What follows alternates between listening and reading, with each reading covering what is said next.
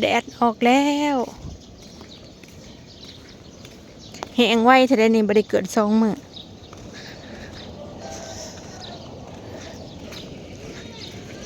โรงเงินคุณยายนะอีแม่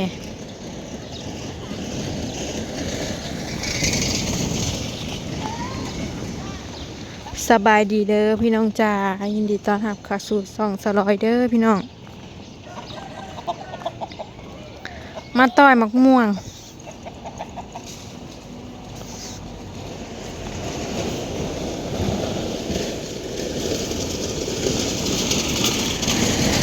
มันสุกหลายวะแม่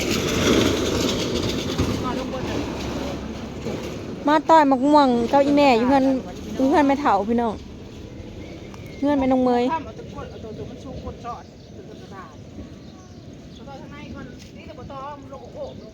มันสิเบิดแล้วม่วงเอิกหล่องอันเนี้ยต่อยสุก้อยน่ะก็ออกหน้าเบิดออกให้แม่เฒ่าเฮ็ดม่วงแผ่นเบิ่งนี่ม่วงคำม่วงแผ่นไปเลาะเน่เฮ้ยลืมใส่ธงตีนให้ลูกอีกเลย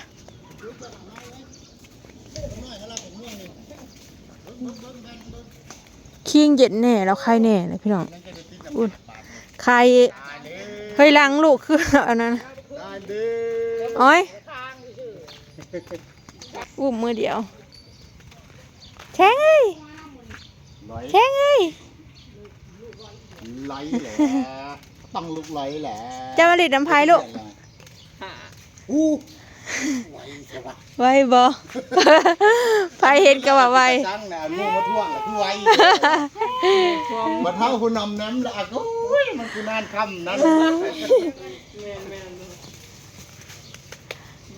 บัดมูละกายมาละท่วงไวแท้ไม่ดีนะเจ๊ก็เกลือเห็นลูกหมูแล้วนั่นยิ้มอีกยิ้มแล้วใครแน่แล้วกูดูไข่แล้วไข่เจอ3 เปิ้น เข็ สิ ม เมื่อใดนี่เปิ้นไปไปเลยไปปืนไปพี่แล้วตั้งเต้น้อยๆเนี่ยนี่ก็เอาอันนี้มาเปะแล้วดึงออกเปะให้ดึงออกเท่าปันนี้มันยังบ่ยอมเปะใครอยู่ยังอันนี้ชัญญาเนี่ยเป็นพูดสิเดี๋ยวเป็นไข่บ่ถมทิมได้หน่อยตั้งแต่เล็กๆที่เคยป้อนมันบ่เคยคายยามีแต่สาวใส่กูมือนี่คือกันถมทิมมายาให้กินเอาจากถมเนี่ยต้มทิมนี่มันแบบตุ้ยถ้ามันออกลงคอแล้วเสียงจกปากจกให้หักหมูเนาะ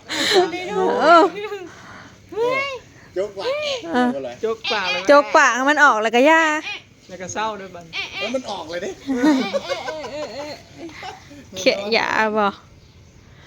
คิงเย็นแล้วหังยังหุ่มๆเลยอาบน้ำให้ตะเวนเหนียวเสร็จตัวแล้วมุนมัดอาบมือผู้สาวคายเลาะผู้สาวคายเลาะด้วยนี่น้องเป็นผู้สาวคายไปหาต่อยม่วงก่อนห้ามไม่ใช่แสง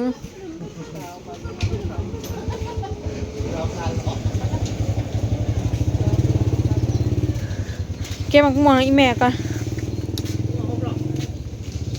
มันสุกหลายมันสิเบิดนะคุณยายเลยต้องต่อเห็ดมังม่วงแผ่นพี่น้องกินบ่ไหวคุณยายแผ่น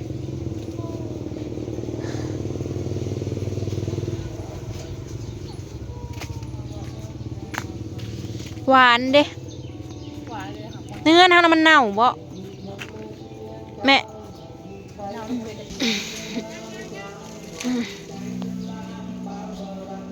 ชุกบ่เลยได้นี่นะ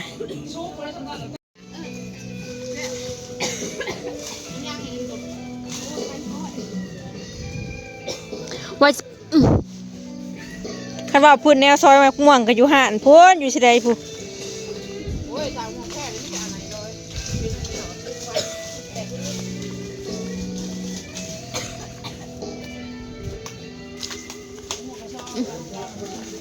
มันหลายตัวใดนุ่มตัวใดเน่ากับบ่กินหลายแฮง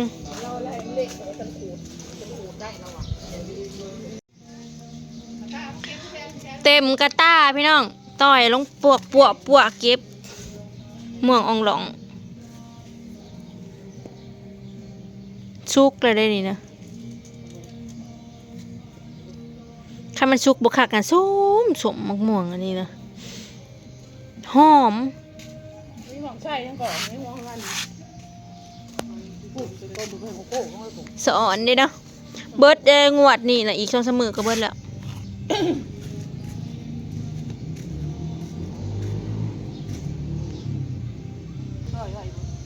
มันชุกบ่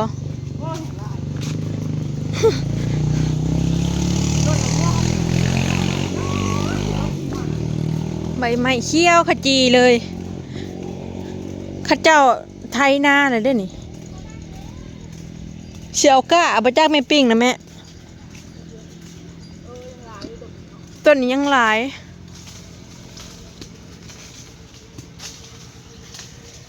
เด้หม่วมแล้วตอปอกมันกระตุกมันแก่เบิ่แล้วม่วงชุกคาต้น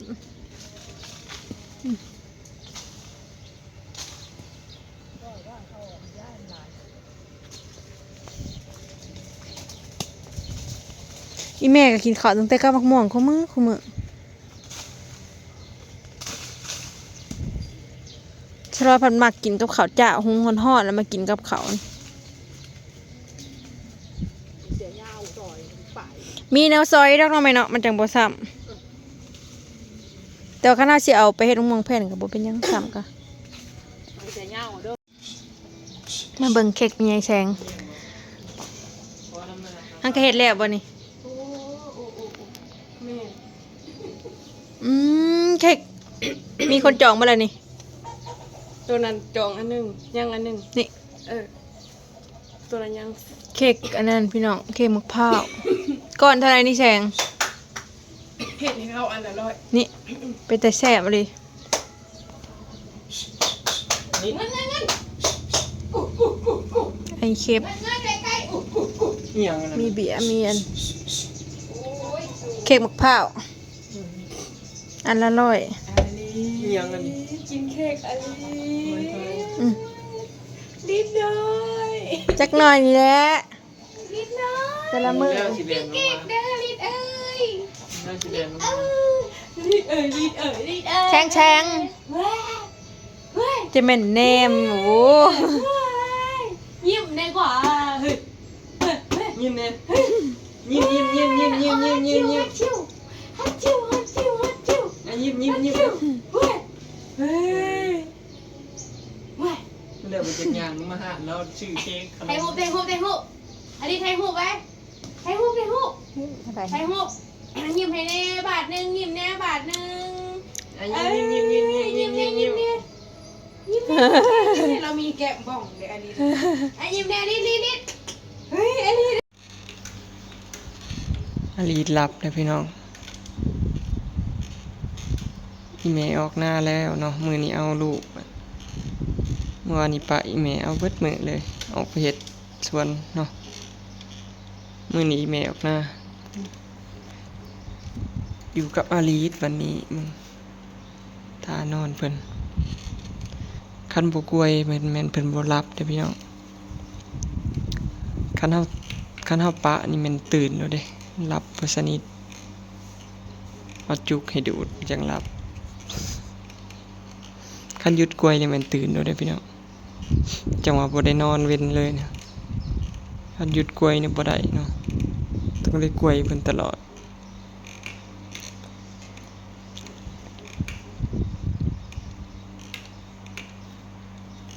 หนาเพิ่นครบหาเดือนปลายเด้พี่น้องกับหาเดือนกับ7 มื้อเนาะไว้พี่น้องหาเดือนกับอาทิตย์หนึงแล้วอีกบ่โดนก็6 เดือนเนาะใกล้สิขวบใกล้สิค้านแล้วใกล้สิค้านใกล้สินั่งแล้วล่ะ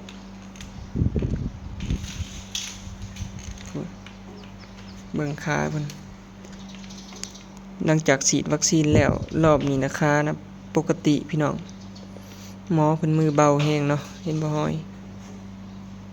ห้อยฉีดนี่2เข็มข้างซ้ายข้างขวานะเข็มหนึงบ่ได้ซ้ำบ่ได้เขียวเลยเด้หมอเพิ่นมือเบาแฮงฉีดวัคซีนรอบนี้ฮอดอายุฮอด10เดือนพุ่นแหละพี่น้องที่สิได้ไปซักอีกรอบเนาะขาก็เพิ่นก็เริ่มใหญ่ขึ้นนะคะ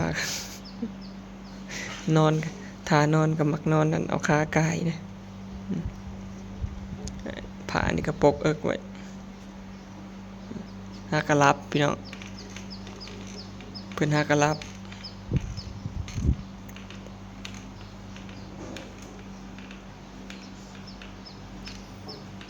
นั่งเฝ้ากันอยู่เนี่ยพี่น้องบ่ได้เฮ็ดหยังเนาะคันเพิ่นหลับได้กล้วยอยู่ตลอด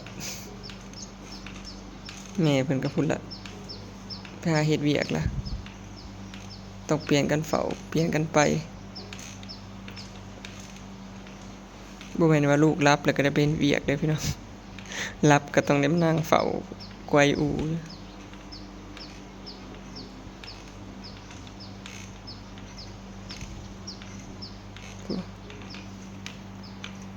ท่านอนเพิ่น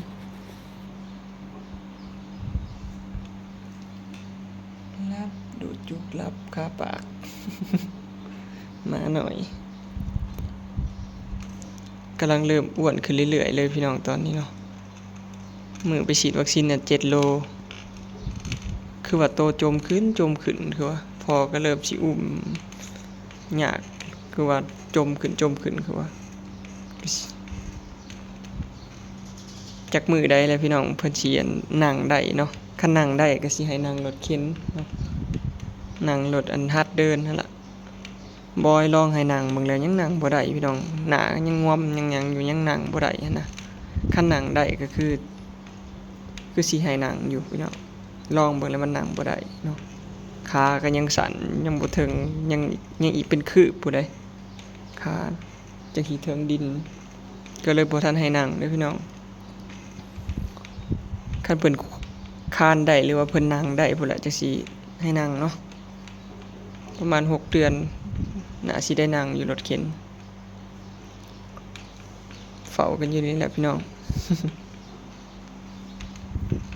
ต่อไปก็เดือนที่6แล้วเนาะพี่น้องจากหน่อยก็สิได้แล่นตามก้นพอออกหน้าแต่ต่อยเลยนะ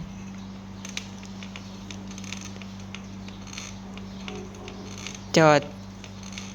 7-8 เดือน9 เดือนจะว่าย่างได้จักเนาะพี่น้อง9 เดือน10 เดือนก็จะมาย่างได้แล้วจัก ย่างได้ก็สิได้เลาะ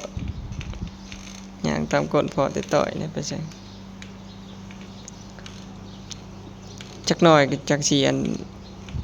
เอาขอกกั้นมาใส่ให้เพิ่นพี่น้องเนาะให้เพิ่นใหญ่จักหน่อยก่อนตอนนี้นะคันปะไว้นี่ไปถั่วเฮือนเลยเด้กิ่งไปเพิ่นไปเองได้แล้วเดี๋ยวนี้นะกิ่งไปบ่อนนั่นบ่อนนี้อยากไปบ่ได้ก็พลิกโตไปบ่ได้คานดอกแต่ว่าพลิกไปกิ่งไปหอบเพื่อนพี่น้องปะให้อยู่ผู้เดียวบ่ได้เดี๋ยวนี้ไปเลยๆกิ่งไปเลยๆกิ่งไปประหัวผาดพื้นต้องได้เบิ่งอีกเนาะจักหน่อยคานได้นี่แฮงบ่ให้เว้าขาดสายตาบ่ได้โอเคเนาะพี่น้องคลิปนี้ก็สิได้จบไว้ส่ำนี้เด้อเนาะฝากเป็นกำลังใจให้ครอบครัวเฮาเด้อเนาะพี่น้อง